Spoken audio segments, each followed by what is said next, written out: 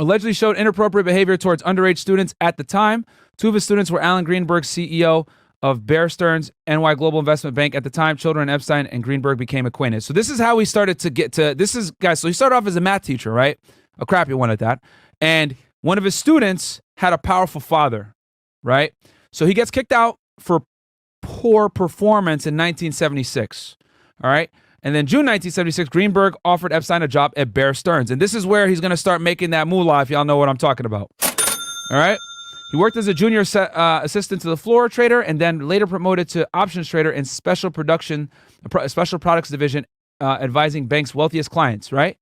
Then he became, in 1980, became a Bear Stearns limited partner. 1981, dismissed for being guilty of Regulation D violation. Offered to sell securities not registered with the U.S. Securities and Exchange Commission. So basically, bro, guys, he was fucking around and the SEC like banned him. Okay, the Security Exchange Commission. And then 1980, he became And then he kept his relationship with Greenberg and Jimmy Kane, the new Seagram CEO, whose accounts Epstein also managed.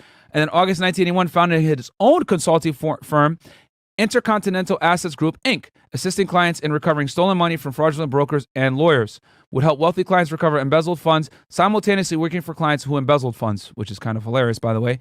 And he did not take clients, guys, that did not have at least $1 billion net worth. And he got a 0.005 percentage of their wealth managing their accounts. So this guy was making like $70 million a year, guys. Okay? Yeah, I said that correctly. My man was making around $70 million a year at this period. And this is in the 1980s, guys. Okay?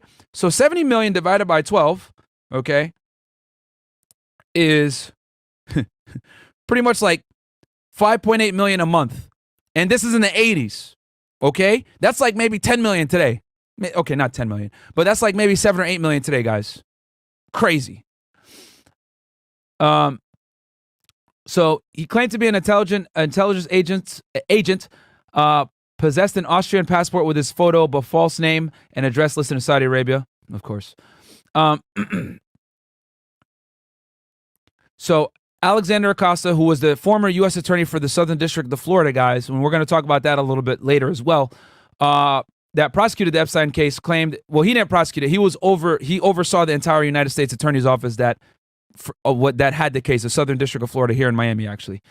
And he said that Epstein belonged to an intelligence and Epstein was above his pay grade. Okay. And I will tell you guys this, there was a whole OPR investigation conducted on this situation here, but we'll talk about that here later. I got an article for y'all on that as well. Okay. So let me minimize that. Okay. So let's keep going. So in the mid-1980s, he became acquainted with Stephen Hoffenberg. 1987, Hoffenberg hires Epstein as a consultant for Towers Financial Corp. It's a collection agency that bought debts owed to hospitals, banks, and phone companies.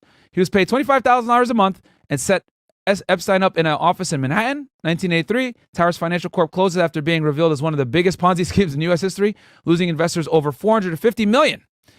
Didn't go to jail.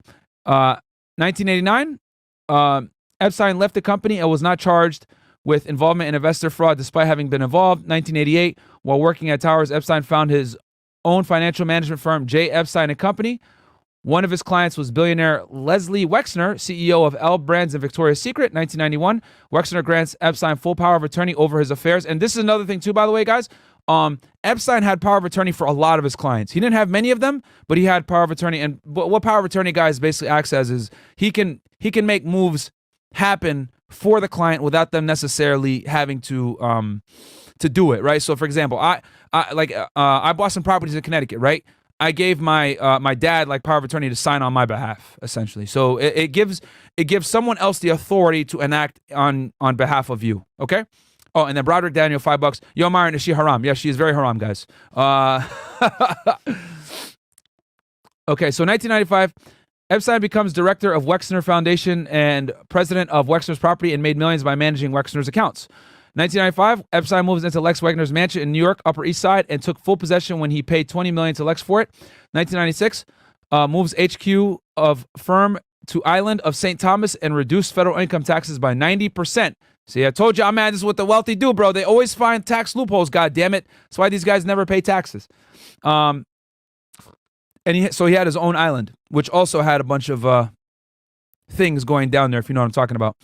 So throughout the 1990s, he rented multiple apartments for employees, models, and guests in New York, hosted underage girls to be scouted by MC2 models. And I think that's when his boy from France got involved, right? Mm-hmm. Yeah. What was his name again?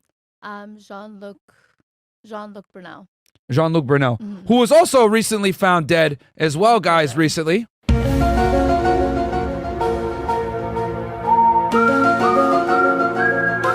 Yeah. Tell me that isn't a coincidence. But anyway, let's continue on.